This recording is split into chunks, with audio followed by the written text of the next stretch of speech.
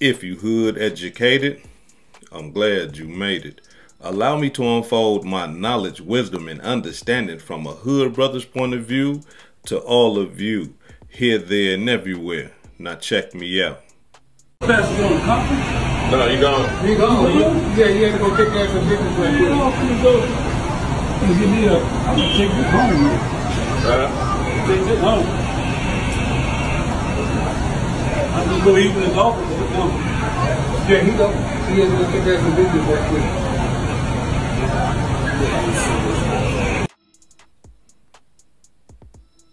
Bruh. Man.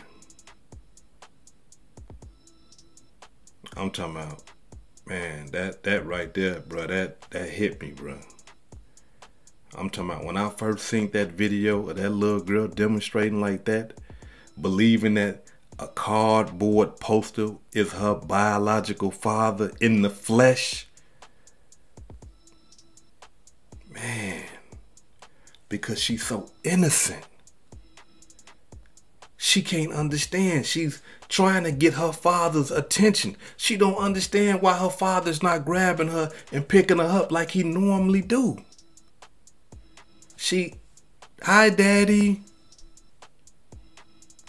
went and touched his leg, touched his arm. She don't understand like why you ain't giving me no attention. To the point where she like, I'ma take you with me then. And tried to grab his hand.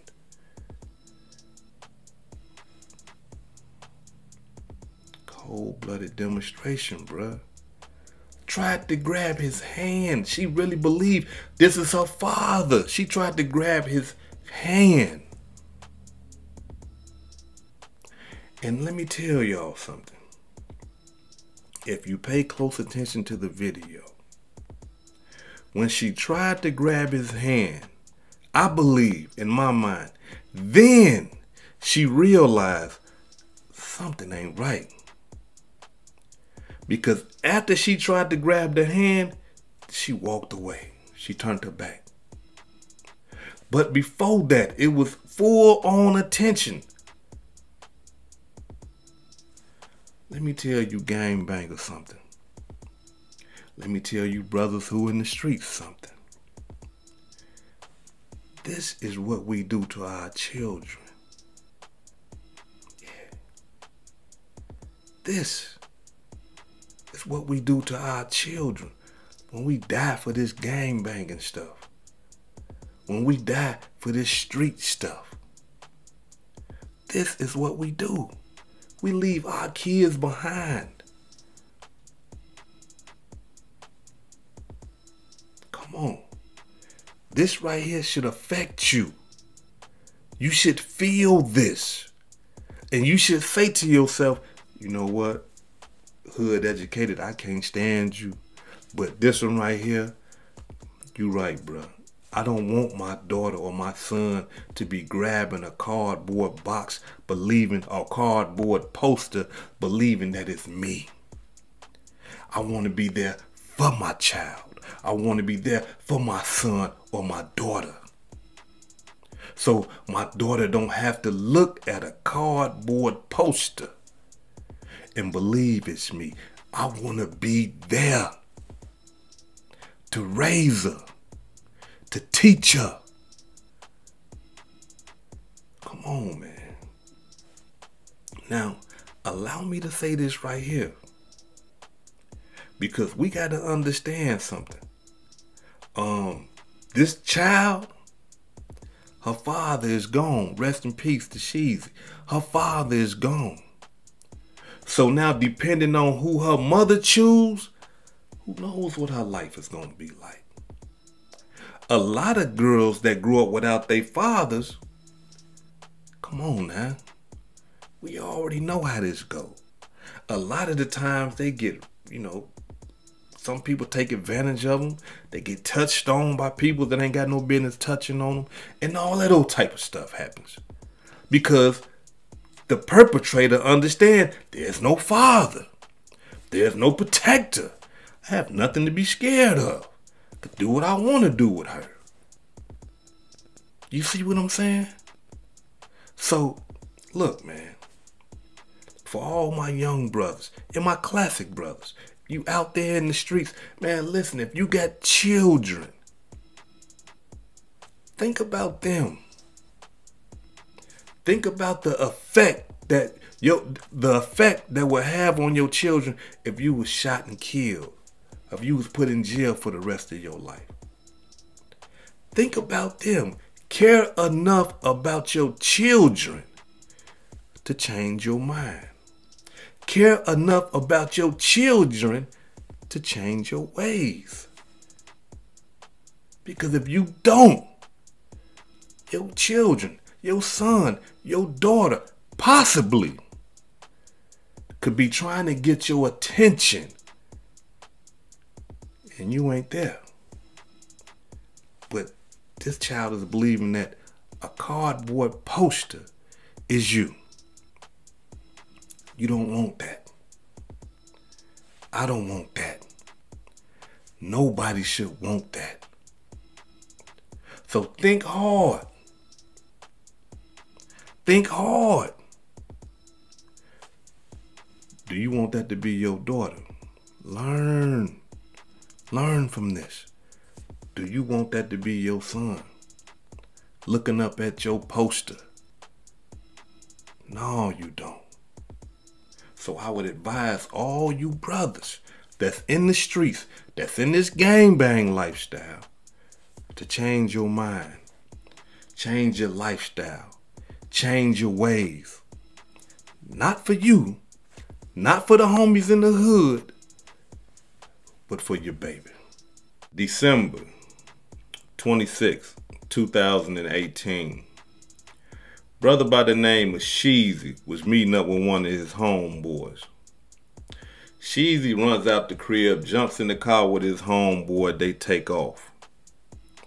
At some point, his homeboy produces a firearm and attempts to rob Sheezy.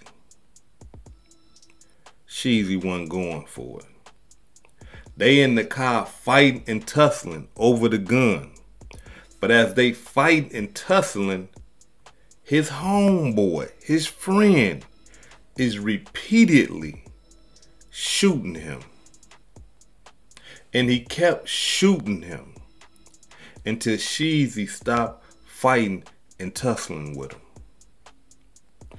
After he gets done shooting him, they're in the car, y'all.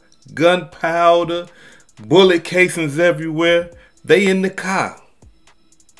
After he gets done shooting him and Sheezy stopped fighting him, he sits there with the body. Wait for Sheezy to take his last breath and then just sit there. After Sheezy dies, this is his friend, y'all. After Sheezy dies, he strips him of all his jewelry. And when I say jewelry, y'all, I'm talking about, check it out. Yeah, man. Y'all boys ain't gotta stick the game up, man. Y'all, I don't know what y'all doing. Y'all not even adding y'all jewelers no more. What's wrong with you niggas? Damn. Yeah, if it don't hit, it ain't by Nick. Yeah, everything by Nick. Already.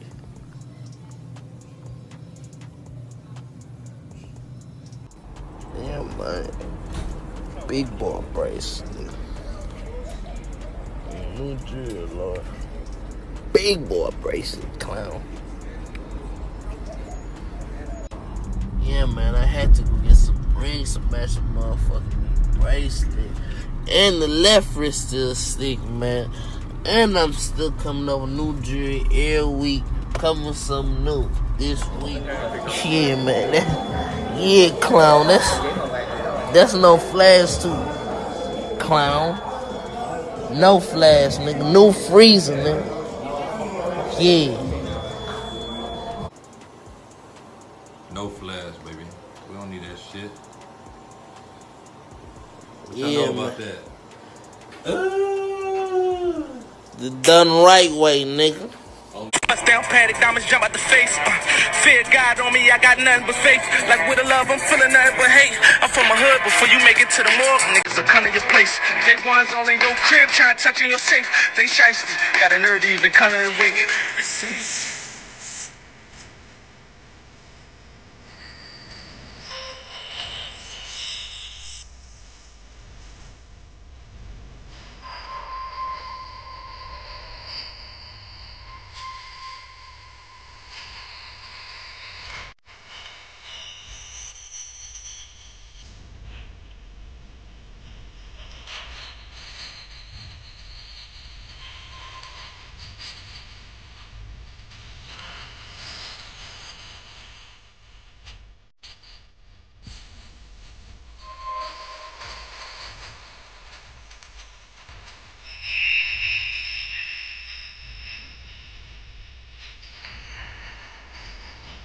Y'all see what I'm talking about? Now, while Sheezy is there dead, he strips the body of all the jewelry, taking the chains off the neck, not ripping them off, going through the blood and everything, blood all on his hands. And if anybody know anything about blood, blood is real slippery. This man right here, low down dirty dirt bag, taking the man's jewelry off, blood everywhere, taking the necklace off one by one, taking the man Rolex watches off, his rings, his bracelets. But he wasn't done. Digs into the man's pocket, takes about $10,000 cash off this man. Rides around with the dead body a little bit more, trying to find a place where he can dump the dead body. Finds a nice little area. Gets out the car. Drag his friend's dead body out the car and leave it there, displayed in front of everybody. Cold-blooded demonstration. I'm talking about, here it is, this was his friend. Man, look, let me say something to y'all, man.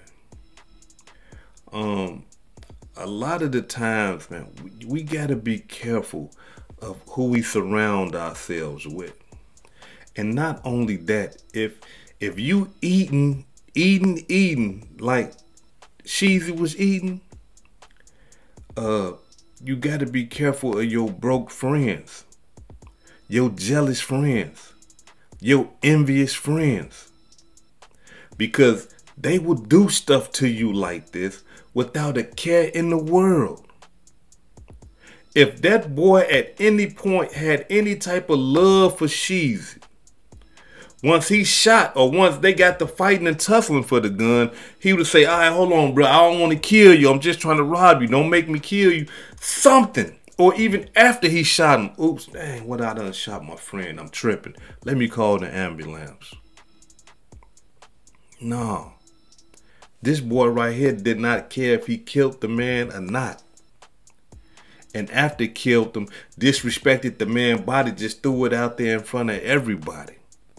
And when I say everybody, I don't mean that he pulled the body out while people was out. No, but from my understanding in the reports, they're saying that he put the body in a place where it could be found. Like he didn't try to hide the body or nothing. He just got out the car, pulled the body out, and threw the man's body. Allow me to say rest in peace to Sheezy and condolences to his family. For those of you who pray, you know, pray for their confidence and understanding and some strength.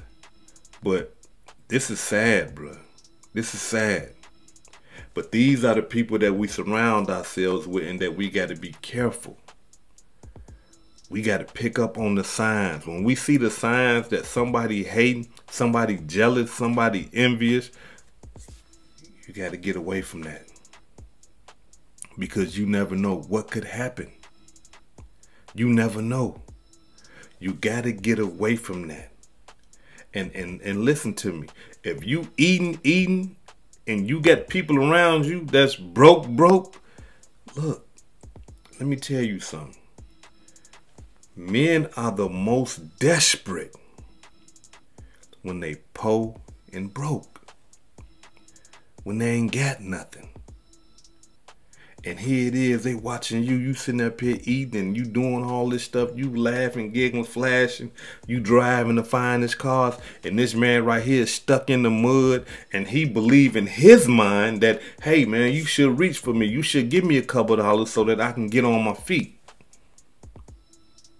And you say, nah, I ain't. Get it the way I get it. You know, you get to talking funny to him, get to talking, you know, slick to him. And he's sitting back like, okay, all right, I'm a killer.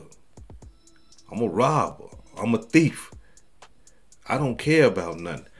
I'll take this from you and kill you. You see what I'm saying? So you gotta be careful. I'm talking about, man, as a matter of fact, instead of being careful, get out the life.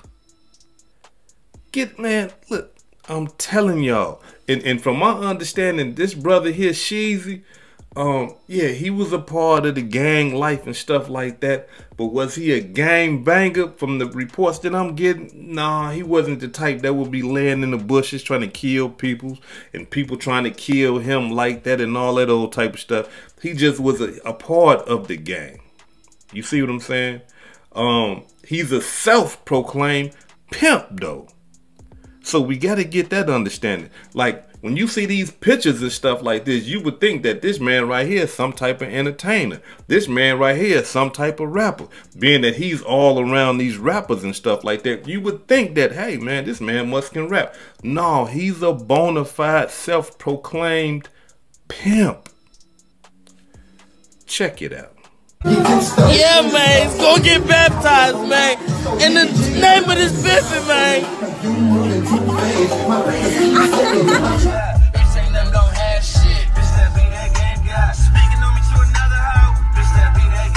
Like, I can't knock another hoe.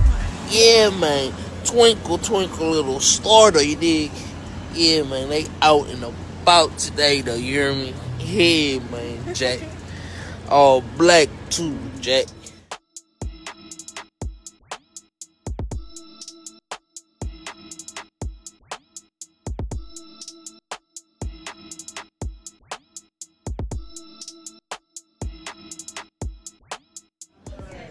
Yeah, man, me celebrating, man. My bitch been down 1 year, man. We had to come celebrate, man. Let me see that rollie, baby. Yeah, she got the 36, Jack.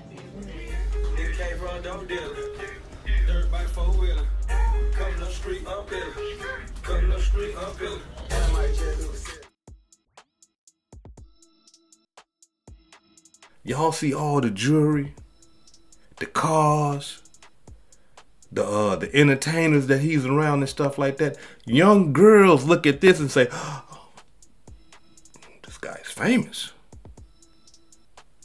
He's doing things I want to be. He's in the circles where I want to take pictures with Lil Durk. You see what I'm saying? When they get to doing this type of stuff right here, these little young girls, they look at that and they say, well, how can I be down? How could I be a part of this program? And all he says, hey, look, check this out. Hey, look, go holler at the bottom bitch. And she gonna groom her. Look, this is what we do. We do this for daddy.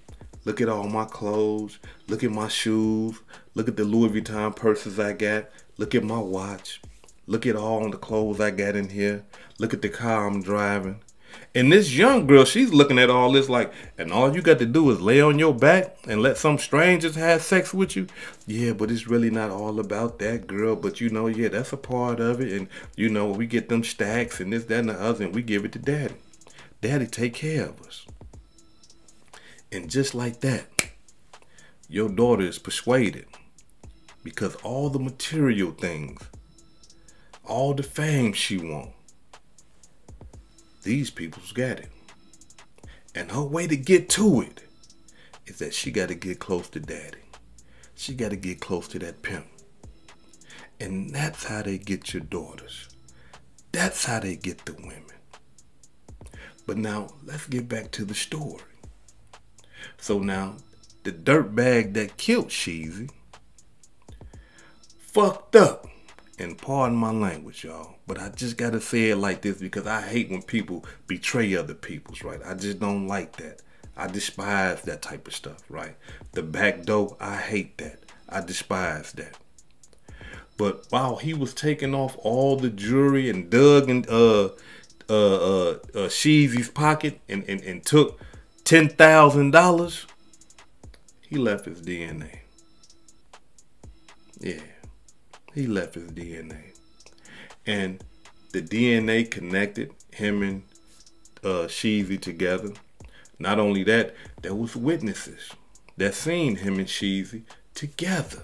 There was witnesses that seen Sheezy come jump in the car and leave with him. Yeah. So, that banged him. And you know what his reward was for betraying his homeboy, taking his homeboy jewelry? Wait a minute, hold on. Before I go into the reward, let me tell y'all another way how they connected him to the murder of Sheezy. This fool right here tried to pawn the man jewelry. As a matter of fact, he did pawn the man jewelry. These unique pieces, y'all seen the pendants and stuff like that. He pawned it using his ID. Yeah. And they connected him. Cold-blooded demonstration. But his reward for betraying his homeboy, his reward for killing his homeboy, is life in the penitentiary. Yeah. That's his reward. Now, before I depart, allow me to say this right here. Because a lot of people was under the impression that him and Sheezy was on a lick. That him and Sheezy went on a robbery to rob somebody and they hit the lick. And his homeboy backdoored him right then and there. You understand what I'm saying? That's the word on the street. And the hood educated lie detector test has determined that's a lie. And let me explain to y'all why. When you in them streets and you finna go hit a lick, you finna go rob something, or you finna go lay something down, all your jewelry, anything that can identify you gets left behind. You don't take that stuff with you. Especially not that expensive jewelry that this brother used to wear. You don't take that type of stuff with you. You clean, you don't want nothing that can connect you, right? And so for people that saying that they went on the lick, no. Because we got to understand, he robbed Sheezy. If they was going on a lick, it wouldn't have been nothing for him to take. Now, before I depart up out of here, allow me to say this right here. Man, we got to start putting our children first, bro. We got to, man. And I'm talking about everything that we seeing that's going on with our children and our community and stuff like that is because at some point we was putting our children in the back, bro. We was throwing our children in our back pocket, bro. Because the stuff that these kids is doing now, today, all this shooting, killing, stabbing, and betrayal, all this cutthroat stuff, come on, these kids haven't been taught no morals. They haven't been taught no morals. These kids haven't been taught no structure. Something is off. Something ain't right. And it started with us. It started with us. So the best thing that we can do now, for us that have children, that are teenagers and stuff like that, we got to change the mind of ourselves and of our children. The corrupt things that we taught them, we got to say, no, I was wrong about that, son. I was wrong about that, daughter. That ain't how we do things. No, I was wrong about that. Let me show you how we do things. This is how it's supposed to be done. You see what I'm saying? No, son, you don't need a gun to be running around here shooting, killing, and robbing people. No, I know I taught you how to pack that pistol and all that. I was wrong about that. We can't do that. This is what we finna do. We got to change the narrative concerning our children.